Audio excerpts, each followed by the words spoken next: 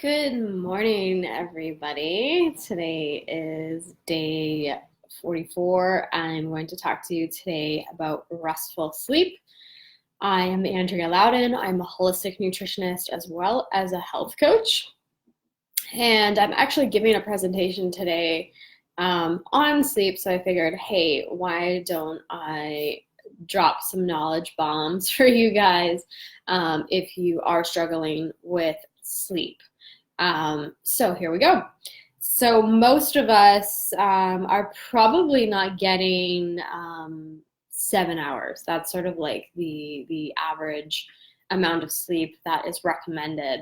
But after doing this presentation, I discovered that it's actually upwards of 7.5 to 9 hours of sleep, which is preferred. So if you are a little bit obviously, if you're a newborn, you want to be getting sleep that is obviously longer in duration. So that's why newborns are sleeping, I think it's like 12 to 18 hours a day. And then, of course, your good old teenagers are sleeping 8.5 to 10 hours. That's ideal. And then our elderly is just a little bit below 7.5 to 8 hours. If you are part of the 5 a.m. club or 6 a.m. club, I should say. You're waking up at 5, but you're going to a 6 a.m. class and you're only getting 6 hours of sleep. I am fully guilty of that. I used to do that in my early 20s where I was an avid gym rat. But anyways, getting those 6 hours is just simply not enough. There's been many studies done. One that comes to mind is from the University of California, where they discovered that like 3% of the population can get away with doing 6 hours or sleeping 6 hours a night versus 97% of the population requires more than 6 hours of sleep a night. So, and this means getting into stage 3 and stage 4, which is like your deep sleep. And then obviously having it obstacle free. So no sleep apnea, no bruxism, no narcolepsy, et cetera, snoring, all that kind of stuff.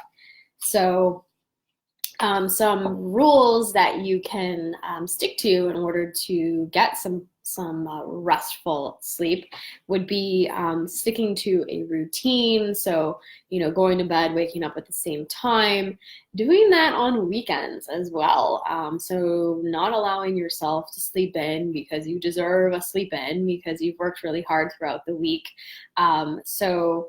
Getting up at the same time on Saturdays and Sundays as you would throughout the week, if that is your weekend, because sometimes Saturdays and Sundays aren't everybody's weekend. So anyways, just getting up the same time every day, going to bed the same time every day is basically the point. Avoiding naps. So if you are a napper, not the greatest thing to do in terms of allowing yourself to have some restful sleep.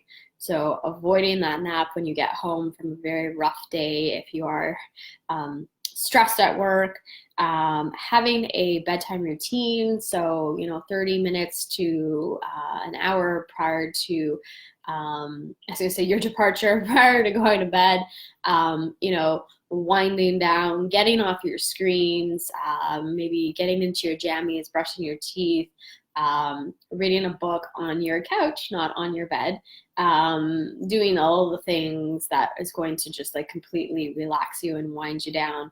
That might look like a bath.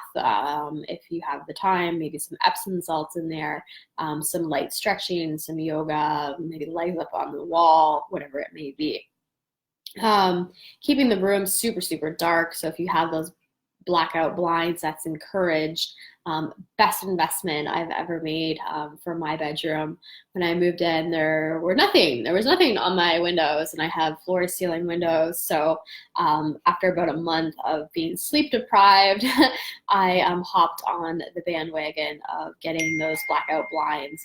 And if it's not that, maybe it's blackout curtains. And if it's not that, maybe in the meantime, it's a sleep mask, covering up your alarm clocks with towel of some sort, because the alarm clocks do emit some blue light, or maybe yours might be orange or red or whatever. So they do emit some sort of light. So covering that up, and just to drive it home, the light that is emitted from these devices will inhibit melatonin production, and it actually will the brain will it sort of signals a wakeful state, if you will. So that's why you might have that second wave of energy if you are looking at your phone in bed. All of a sudden it's bedtime, and then you're looking at your phone, and then you got this wave of like, oh my gosh, like I could stay up for another hour or two, but that's the blue light tricking your brain into a wakeful state.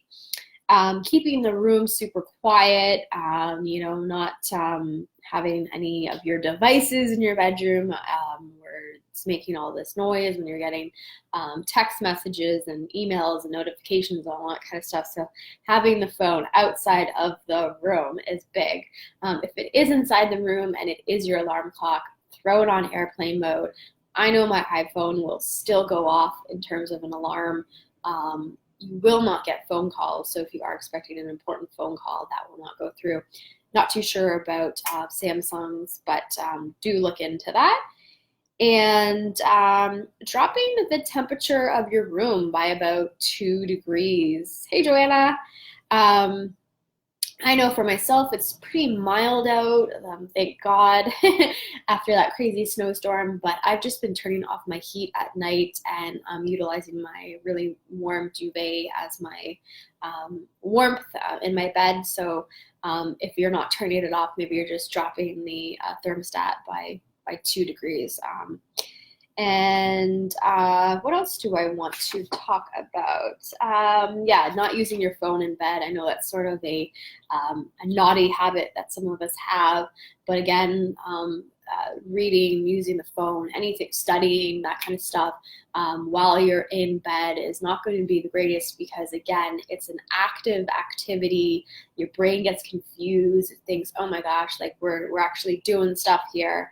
And then all of a sudden your bed, your most sacred space in your home or condo or whatever it is that you live, is turned into and a place where you're doing stuff, and the sacredness is completely removed, and therefore when you try to go to sleep, you won't be able to sleep as soundly as you normally would, because you're doing all these active things in bed. So leaving your worries at the door is another thing too. Try and not bring those ruminations into the bedroom, and just, go in there with intentions of, okay, I'm going to have like the best sleep ever. Having a 30-minute cutoff time. So if you are struggling with things like insomnia, God bless you, is probably the worst thing ever. I've dealt with it in the summertime, and I do not wish that on my worst enemy. So having a 30-minute cutoff time. So let's say you're going to bed at 11, you're looking at the clock, it's 11:30, get up, maybe go to the washroom, grab a glass of water, go to your living room or another room other than the bedroom, grab a book, maybe read, do something to create the drowsiness, and then after that half an hour, go back into your bedroom and try again. You keep doing this until you have success with sleep. So that's the 30-minute cutoff time. Again, avoiding your electronics. We did touch on that. The blue light that's emitted is going to inhibit your melatonin production. So best to just stay away from those in the evening as much as you can.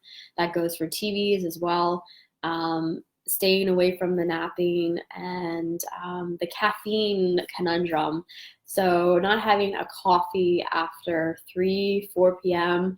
I know that's hard for some people because that might be their afternoon thing that they're looking forward to in the office. So just try and not have that after 3 o'clock if you can. And then just quickly talking about a few foods that are going to help you with sleep. So you can have these maybe with your dinner. So almonds and walnuts are super high in melatonin and magnesium. Kiwi, of all things, super high in antioxidants, but it's going to stimulate serotonin, which is going to help regulate your sleep cycle. The big one, chamomile tea or chamomile, however you say it. Hi, Elaine. Thanks for joining.